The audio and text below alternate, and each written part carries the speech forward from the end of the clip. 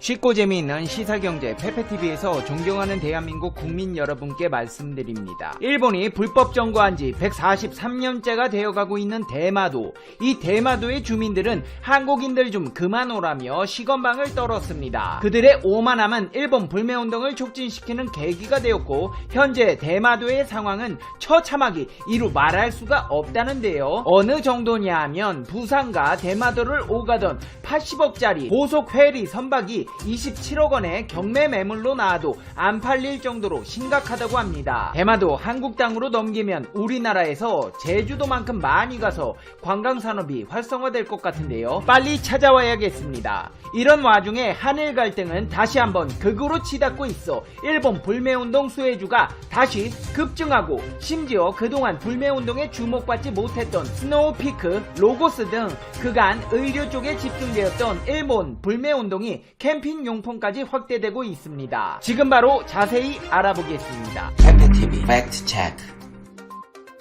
대마도 우리 땅입니다. 일본명으로 스시마 섬이라고 불리는 대마도는 세종대왕 때 대마도를 정벌한 후 500년간 우리 땅으로 복속되어 조공을 받아오던 것이 역사적인 근거로 남아 있습니다. 조선 왕족 실록 세종조에서 대마도는 경상도 계림 땅이었다고 기록되어 있으며, 동국여지 승남에도 대마도 대마주가 옛날 계림에 속해 있다고 되어 있으며, 1436년 대마도주가 조선에 대마도를 편입시켜줄 것을 상소해 그를 조선 관직인 태수로 봉하고, 대마도 지역 유지들에게도 조선 관직인 만호직을 주어 조선의 땅으로 관리되어 왔다는 기록이 엄연하게 존재합니다. 그러다가 일본이 명치 유신 때 천하통일을 하면서 대마도를 지배하기 시작했으며, 구한 말에 어수선한 국제정세 틈바구니 속에서 대마도는 1877년 일본 나가사키현에 순간적으로 편입되어 버렸습니다. 이승만 초대 대통령이 대한민국 건국 후 가진 첫 연도 기자회견에서 대일 배상 청구는 임진왜란 때부터 기사내야 한다고 한 데에는 그럴만한 이유가 있습니다. 대마도는 오래전부터 우리나라에 조공을 바친 우리 땅이었습니다. 임진왜란을 일으킨 일본이 그 땅을 무력 강점했지만 포치담 선언에서 불법으로 소유한 영토를 반환하겠다고 했기 때문에 우리에게 돌려줘야 합니다. 일본의 우익 정치꾼들이 밑져야 본전으로 독도 망언을 쏟아내는 것도 한국과 국민들의 역사교육과 의식 고취로 그 작태를 벌이고 있는 것이며, 우리가 대마도를 우리 땅이라고 주장할까봐 맞불 작전에 꼼수를 쓰고 있는 것입니다. 우리나라 땅 대마도는 한국 소유로 대한민국 국민들에게 사랑받아야 할 한국 영토지만, 일본이 불법 점거하고 있어 일본 불매운동의 표적이 된 지도 벌써 약 1년이라는 많은 시간이 흘렀습니다. 특히나 대마도가 불매운동의 표적이 된 것은 이 일본인들이 한국인들 좀 그만 오라며 시건방을 떨었기 때문인데요. 현재 대마도를 오가는 선박은 운항이 재개된 상태입니다. 하지만 불매운동에 코로나까지 겹쳐 오가는 사람은 거의 없는 유령의 섬이 되어가고 있고, 지역 경제는 사실상 붕괴 직전 상태입니다. 한국과 일본을 오가는 네이버 1위 관광업체의 후기글을 보면 지난 2월에 갔다 왔던 글들이 간간히 올라왔을 정도로 매출이 저조합니다. 지난 12월 대마도 주민들은 한일 관계로 인한 것인지는 모르겠지만 단번에 한국 단체 손님이 사라졌다며 기도하는 마음으로 한일 관계가 좋아지기를 기다릴 수밖에 없다고 하며 한국인들을 애타게 기다려왔습니다.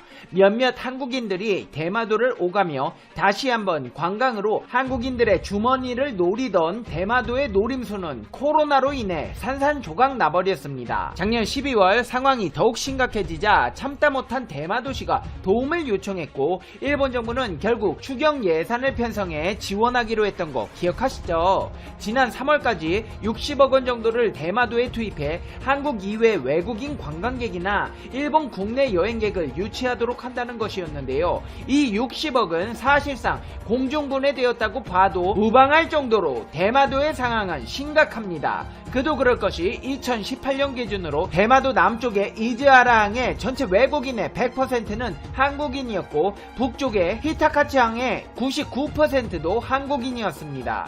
모든 수입이 한국 관광객에서 나오는 만큼 절대 한국인 관광객을 무시하거나 문전박대해서는 안 될 상황이었습니다. 하지만 주제 파악 못한 대마도 주민들은 한국인들을 문전박대하며 노코리아를 외쳤는데요. 그 결과 대마도는 그들의 발을 바램대로 소원을 성취하게 되었습니다.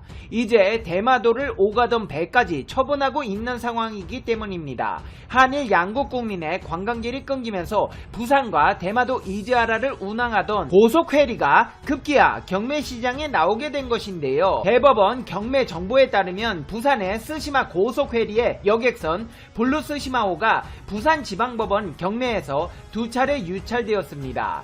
파나마 국적의 블루스시마호는 지난 1996년 이탈리아에서 진수한 총중량 3,560톤, 최대 항속 33노트의 고속회리 여객선으로 승객 761명과 승무원 19명, 차량 19대를 선적할 수 있는 대형 선박입니다. 지난해 한일관계 직전까지 멀쩡하게 정상 운항한 여객선입니다. 그러나 관계 악화로 8월부터 부산과 일본을 잇는 배편이 끊기면서 양국을 오가는 여객선을 운항하는 선박회사와 여객사들이 위기에 빠졌습니다. 결국 스시마 고속회리를 상대로 채권을 소유한 채권자들이 대출 등을 회수에 나서며 블루스시마호를 법원 임의경리에 청구한 것입니다. 블루스시마호의 감정평가 금액은 선박과 엔진 등 의장품을 합쳐 총 75억 9,580만원으로 책정되었습니다. 하지만 지난 4월 1차 기일 때 유찰되었고 5월 2차 기일 때도 유찰되었습니다. 한일 관계 개선이 어두워지자 선박을 인수할 대상도 나타나지 않고 있는 것입니다. 심지어 이 76억짜리 선박의 최저 입찰가가 27억 3,880만원까지 떨어지는 초유의 사태가 발생하고 말았습니다. 여행업계 관계자는 한일 관계 악화로 일본 관계해온 여행 등을 하는 회사는 아주 힘든 시간을 겪고 있다며, 여기에 더해 코로나까지 악재로 겹쳐 대마도의 관광업은 앞이 보이지 않고 있다. 블루스시마호는 대마도 불매의 상징적인 희생물이라고 할 수 있다. 업체 측이 채무를 변제하지 않으니 채권자들이 선박을 경매로라도 처분해서 자금을 회수하려는데 그마저도 팔리지 않고 있다고 했습니다. 가뜩이나 안 좋은 한일 양국의 감정은 일본이 한국에 대한 수출 규제를 이어가면서 일본 불매운동에 다시 한번 불을 붙이고 있는데요. 한국 정부는 일본의 우리나라에 대한 수출 규제 조치를 세계무역기구에 제소하기로 결정했고 관련 절차 진행에 들어갔습니다. 또 한국 법원이 일본 전범기업을 대상으로 압류 결정문이 공시 송달을 결정하면서 자산 현금화가 본격화되고 있습니다. 이렇게 양국 정부가 힘겨루기를 하며 갈등의 골이 더 깊어지자 일본 불매운동도 확장되고 있습니다. 캠핑 용품도 불매 리스트에 오른 것인데요. 특히나 눈에 띄는 것은 미국 업체인 콜맨이 일본 불매운동 리스트에 오른 것입니다. 캠핑 카페에 올라온 글에는 이 콜맨이라는 브랜드는 미국 것이지만 웨더마스터 콜맨을 사면 수익은 일본으로 들어가게 됩니다. 콜맨 텐트를 사면 일본이 수익을 벌게 되는 구조로 판단은 각자 알아서 하면 될 것 같습니다. 라며 불매운동에 포함시킨 것인데요. 실제로 콜맨은 미국 회사지만 일본이 아시아 총판을 맡고 있고 자체 기획 상품도 내놓는다는 점에서 불매운동 제품으로 선정되었습니다. 이 밖에도 불매 리스트로는 스노우피크, 몽벨, 콜맨, 로고스, 이와타니, 토요토미, 소토, 캡틴 스태그, 유니프레임, 첨스가 올라왔습니다. 이뿐만이 아닙니다. 호주의 빅토리아, 비터 맥주도 불매 리스트에 추가되었습니다. 최근 일본 아사히 그룹이 해당 맥주를 생산하는 회사를 인수했기 때문입니다. 실제로 아사히 그룹 홀딩스는 이달 초 1조 1000억엔, 약 12조 5천억 원을 투자해 호주 최대 맥주 회사 인수를 완료했습니다. 인수한 회사는 세계 최대 맥주 회사인 아노이저부시 인베브의 호주 자회사인 칼튼앤 유나이티드 브루어리스입니다. 해당 회사에 속한 맥주 제품은 칼튼 드라프트, 퓨어 블론드, 그레이트 노턴, 트위스 등이 있습니다. 이를 통해 아사히 맥주는 호주 시장 점유율을 기존 1%에서 40%로 끌어올리게 되었는데요. 한국에서 아사히 맥주 안 사니까 호주 브랜드 인수해서 한국에 팔아먹으려는 꼼수는 대한민국의 철두철미한 불매 운동 탓에 물 건너간 듯 합니다. 이제 페페TV의 결론입니다. Conclusion. 페페TV. 대마도 주민 여러분 축하드립니다. 드디어 한국인들이 대마도에서 사라졌네요. 왜 그렇게 울상이에요? 한국인들 안 오는 게 소원이라면서요. 여러분 하고 싶은 거 다 하세요. 그리고 일본 업체들이 최근 다른 나라 브랜드를 인수하거나 아시아 지분을 산 다음에 한국을 공략하려는 경향이 보이는데, 와, 한국 사람들 진짜 대단합니다. 어떻게 그 지분 구조까지 다 파악해서 불매운동을 하지? 옛날에는 사실 정 많고 마음 약해서 뭐 일 터지면 성금 바리바리 모아서 보내고 그랬잖아요. 이번에는 확실히 다릅니다. 페페TV 시청자 여러분은 어떻게 생각하세요? 페페TV는 여러분의 생각이 궁금합니다. 댓글로 여러분의 생각을 남겨주세요. 그러면 여러분 오늘 하루도 행복한 하루 보내셔야 해요. 당신은 소중하니까요. 다음 영상에서 봬요. 안녕. 안녕하세요. 상식이 누리는 지식스쿨 최 기자입니다. 글로벌 최대 자산운용사인 블랙록은 코로나19 백신이 내년 경제 회복에 대한 자신감을 심어주고 있다고 평가했습니다. 그러면서 내년도 자산 배분 전략에 대한 조언을 내놨는데요. 포스트 코로나 시대에는 미국과 유럽보다는 신흥국과 일본을 제외한 아시아 국가, 특히 한국에 투자하라. 사실 백신이 개발되면 그 자체로 내년부터는 경제 활동에 대한 기대감으로 지구촌 많은 나라들의 경제가 많이 회복될 텐데 어째서 글로벌 최대 자산운용사인 블랙록에서는 전통적인 선진국들이 아닌 왜 한국에 투자하라는 조언을 했을까요? 그리고 아시아 국가들을 강조하면서 굳이 왜 일본은 제외하라고 했을까요? 어떤 이유 때문인지 저 최 기자와 함께 알아보겠습니다. 영상 시작 전 좋아요와 구독 부탁드립니다. 우선 블랙록은 코로나19 백신이 나오더라도 단기적인 혼란은 일어날 것으로 봤습니다. 코로나19가 급격하게 재확산하고 있는 상황에서 경제활동 재개에 단기적 혼란이 생길 수 있다는 이유 때문입니다. 하지만 백신의 등장은 그 자체로 내년도 경제 회복에 대한 기대감을 자극하고 위험 자산에 대한 투자 심리를 끌어올릴 것으로 블랙록은 전망했습니다. 투자자들이 우려하는 긴축 재정에 대한 우려가 커지더라도 백신 기대감이 이를 상쇄할 수 있다는 것입니다. 또한 블랙록은 인플레이션이 당분간 높은 수준을 유지할 것이라고 내다봤습니다. 각국 중앙은행이 코로나19로부터 벗어나는 과정에서 높은 유동성을 용인하고 금리도 낮게 유지되고 있기 때문에 인플레이션은 장기적 추세로 일어날 수 있다는 분석인 거죠. 그러면서 블랙록은 내년도 자산 포트폴리오의 핵심 포인트는 신흥국 시장이라 짚었습니다.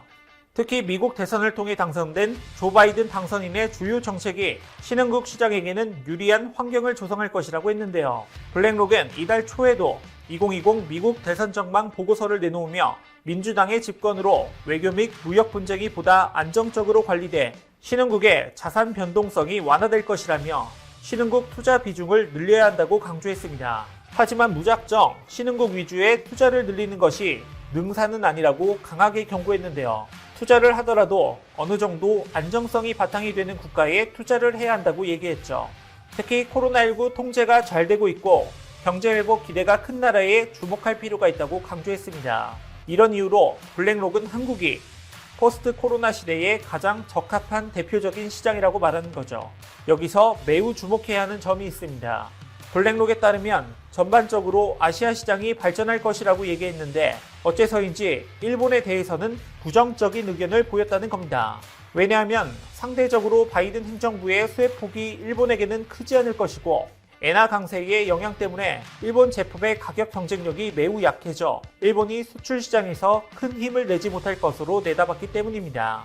게다가 일본은 현재 아시아 그 어떤 나라보다도 코로나19를 통제하지 못하고 있고 혁신성을 잃어 일본이 그렇게나 자랑했던 수많은 분야들이 점점 몰락을 하고 있는데요. 특히나 첨단 기술을 바탕으로 한 산업에서는 한국보다 훨씬 우위에 있다고 굳게 믿었던 일본이었지만 지금은 그 믿음이 상당히 박살이 난 상태죠. 지난 8월에는 이런 사실에 확실한 도장을 찍어주는 기사가 일본 유력 경제지인 니혼 게이자 신문에 실려 일본 열도는 엄청난 충격에 휩싸였는데요. 한국이 세계 첨단 기술 분야에서 7개의 1위 제품을 보유해 일본과 공동 사비를 한 것이 밝혀졌기 때문입니다. 니혼 게이자의 신문에 따르면 하이테크 74개의 품목에 전 세계 시장 점유율을 조사해 매년 발표하는 2019년 주요 상품 서비스 점유율 조사에서 한국은 스마트폰과 낸드 플래시 등 7개 품목에서 1위를 기록했습니다. 지난해 1위 품목을 그대로 지키면서 순위는 한 계단 올라선 거죠. 하지만 일본은 4개 제품의 1위를 빼앗겨 한국과 동률이 되었는데요. 문제는 지금 가지고 있는 제품들에서도 곧 다른 나라에게 시장 점유율 1위 자리를 넘길 확률이 매우 높습니다. 일례로 일본의 마지막 자존심이라고 불리던 자동차 시장에서도 점점 어두운 그림자가 들이닥치고 있습니다. 이미 2012년 이후부터 한국의 현대 기아차는 유럽에서 일본 도요타 그룹보다 높은 인기를 누리고 있죠. 게다가 도요타와 렉서스뿐만 아니라 혼다를 합한 판매량까지 추월한 이래 7년 6개월 동안 한국의 현대 기아차는 해당 추세를 유지하고 있습니다. 심지어 이제 일본 자동차 업계는 미래 자동차 분야에서 한국에게 완전히 밀리고 있는 양상입니다. 현대 기아차는 올해 전 세계 자동차 브랜드 중 4번째로 많은 전기차를 판매한 것으로 나타났는데요. 물론 르노 느산이 글로벌 판매량 기준 2위를 했지만 전문가들은 주력 모델인 리프의 판매가 급감하고 있는 르노 느산의 순위가 점점 더 낮아질 것이라 예상하고 있습니다. 하지만 현대 기아차의 전기차 판매량은 세계 4, 5위의 수준을 유지하며 점점 더 판매량을 증가하고 있기에 결국 일본 자동차 브랜드들은 미래 자동차 분야에서 한국에게 밀릴 수밖에 없는 거죠. 게다가 전기차의 심장이라 할 수 있는 전기차 배터리는 한국 기업들이 K배터리라 불리는 전 세계를 휩쓸고 있습니다. K배터리의 분기 실적도 이러한 상황을 뒷받침하고 있죠. 올해 말 전지 부분 분사를 앞두고 있는 LG화학은 3분기 경영 실적을 집계한 결과 매출 7조 5,073억 원, 영업이익 9,021억 원을 기록했다고 밝혔습니다. 말 그대로 어닝 서프라이즈, 역대 분기 사상 최대 실적입니다. 삼성 SDI 역시 3분기 실적 호조를 쭉 이어갈 것으로 보인다고 전문가들은 예상하고 있습니다. 금융정보업체 FN가이드에 따르면 삼성 SDI의 3분기 전망치는 매출 2조 9,338억 원, 영업이익 2,011억 원으로 전년 동기 대비 각각 14.25%, 21.2% 늘어날 것으로 예상됐죠. 여기에 미국 가정용 배터리에 대한 수요가 늘며 새로운 수요 창출에 대한 기대도 이어지고 있습니다. 게다가 전문가들은 조 바이든 미국 대통령 당선인의 친환경 그린에너지 정책에 따라 한국 완성차 배터리 업체들의 운신의 폭이 넓어질 것으로 관측하고 있는데요. 먼저 배터리 업체들의 경우 지금의 미국의 점유율을 더욱 확보할 것으로 기대가 되고 있습니다. 미국의 대규모 공장을 지을 수 있는 업체는 LG화학, 삼성 SDI, SK이노베이션 등 국내 3사와 일본 파나소닉, 중국 CATL 정도입니다. 하지만 일본 파나소닉은 테슬라와의 거래에 집중하고 있고 중국 CATL은 미중 무역 분쟁으로 발목이 잡혀있기 때문에 한국 배터리 3사에 가장 큰 기회가 열리는 셈이죠. 또한 현대 기아차도 미국에서의 전기차 판매 점유율 확대가 기대되는 상황입니다. 현대 기아차는 2021년을 전기차 원년으로 삼고 내년부터 전기차 전용 플랫폼 eGMP를 적용한 신차를 잇따라 선보일 계획인데요. 여기에 때마침 바이든 당선인이 2050년까지 탄소 배출 제로를 공약으로 내걸어 미국에서 전기차 등 친환경차에 대한 수요가 늘며 시장이 커질 것이기 때문에 전문가들은 세계 전기차 판매 4위인 현대 기아차에게 큰 기회가 생긴 것으로 내다본 것이죠. 또한 수소 전기차에서도 일본 자동차 업계는 한국 자동차 업계에 밀려 점점 뒤처지고 있는데요.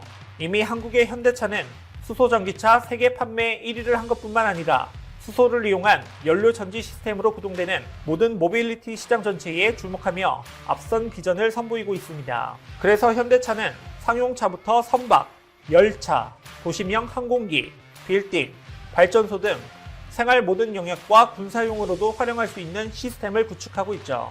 하지만 현대차와 나름 치열한 경쟁을 하고 있는 일본의 도요타는 확실히 현대차에 비해 한 걸음 늦고 있는 상황입니다. 10월 초 도요타는 자회사인 히노자동차와 북미용 수소 전기 트럭을 공동 개발하기로 했는데 이 시점에 이미 현대차는 스위스 고객사에 수소 전기 트럭을 인도했습니다. 다시 말해서 현대차는 이미 상용 수소 전기 트럭을 개발하고 생산 라인을 제대로 갖춰 양산하고 있지만 도요타는 아직도 개발을 시작하는 수준에 머물러 있는 상태인 겁니다. 이렇게 한국이 혁신적인 첨단 기술을 확보하고 세계적인 친환경 트렌드에 맞춤 전략을 구사하며 전 세계를 리드하는 동안 일본은 자신들의 자랑이었던 자동차 업계도 점점 몰락을 하고 있는 상태입니다. 그런데도 기존의 상태에서 멈춰서 더 이상 발전할 생각조차 안 하고 있죠. 문제는 이런 혁신성 없는 모습이 비단 자동차 분야에서만 있는 것이 아니라 수많은 분야에서 일어나고 있어 일본의 산업 전반이 퇴보하고 있다는 겁니다. 하지만 여전히 일본은 자신들이 모든 분야에서 한국보다 훨씬 앞서 있다고 생각하고 있습니다. 사실 일본이 어떻게 생각하든지 상관없습니다. 이제 우리는 일본을 신경 쓸 필요도 없고 그냥 우리가 갈 길을 가면 됩니다. 그렇다 보면 그저 그 자리에 있다 뒤처지고 있는 일본과 다르게 한국은 지구촌 많은 나라와 협력하며 반드시 필요한 핵심 국가가 되어 전 세계를 선도하는 나라가 될 것입니다. 이와 관련된 여러분의 다양한 의견 댓글로 남겨주시면 감사하겠습니다. 혹시 주식하시나요? 2차 전지 관련 급등 종목이 알고 싶으시다면 오른쪽 버튼을 클릭해주세요.